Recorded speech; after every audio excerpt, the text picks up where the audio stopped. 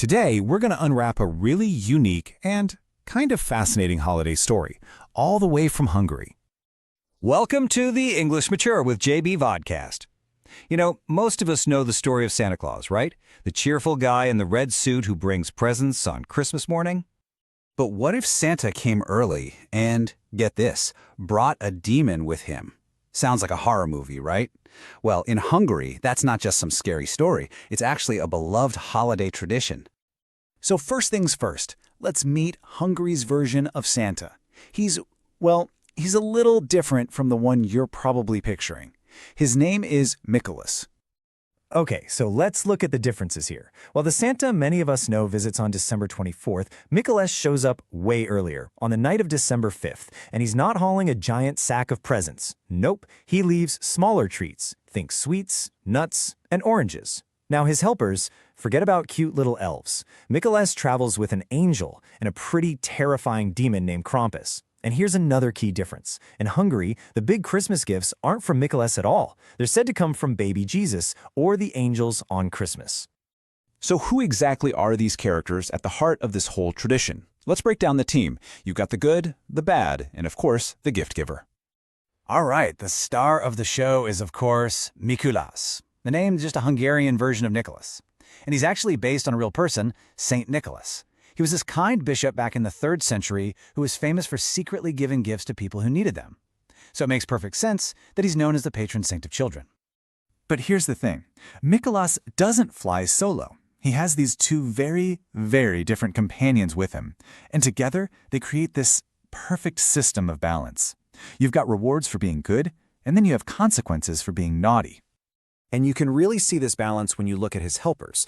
On one shoulder, so to speak, you've got an angel who helps Mikulás give out rewards to the good kids. But on the other side, there's Krampus. Krampus is this horned, demonic-looking creature, and his whole job is to punish the kids who have been naughty. So the angel is all about that positive promise of a treat, while Krampus, well, he represents a very real, and let's be honest, a very scary consequence.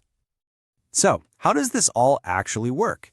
Well, it all comes down to this really cool yearly ritual that pretty much every kid in Hungary knows and does, putting their boot in the window. Okay, so here's the plan. On the evening of December 5th, kids have a super important job to do. First, they have to clean their boots until they are totally, absolutely spotless. Then, they take one of those shiny boots and put it right on the windowsill before they go to bed. You can just imagine the excitement, right? And then, on the morning of December 6th, they jump out of bed and race to the window to see what Mikulás left them. So, what's in the boot? Well, that all depends on how you've been behaving all year. If a kid has been good, their boot is going to be stuffed with all sorts of wonderful treats. We're talking chocolate figures shaped like Mikulás, sweet oranges, peanuts, other candies, maybe some small toys. But if they've been naughty, they find something very different waiting for them. They get a vergats from Krampus. And you're probably asking, what on earth is a vergats? Well, it's basically a small bundle of birch twigs, and they're often painted gold.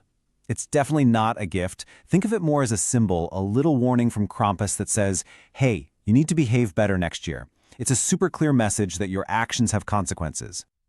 You know, this whole tradition feels like it's been around forever, but it actually has a really fascinating history.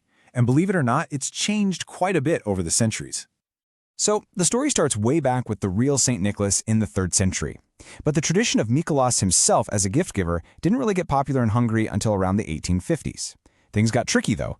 The tradition faced this huge challenge in the 1950s during the communist era because the government wanted to get rid of any religious connections. And how did they do that? Well, they changed his name. Instead of Mikulás, which is obviously linked to St. Nicholas, they started calling him Telepo. That means Father Winter. And it's pretty similar to the Russian figure Ded Moroz. But after that era was over, the name Mikulás made a comeback. It's widely used again today. And that really reconnects the tradition back to its historical roots. So that brings up a good question. Why has this tradition, with its mix of total joy and, a little bit of fear, stuck around for so long? What makes it so powerful?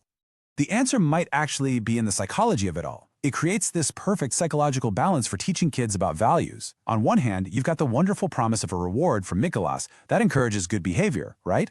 But then there's the very real, very memorable consequence from Krampus, which definitely discourages bad behavior. It's a really clear lesson in cause and effect, using both positive and negative reinforcement. But even more than that, it's a tradition that brings light and excitement and a sense of community right when you need it most, during the darkest, coldest days of the year. So, the story of Mikulás and Krampus is such a fascinating way to teach values, and it leads me to a final question for you to think about.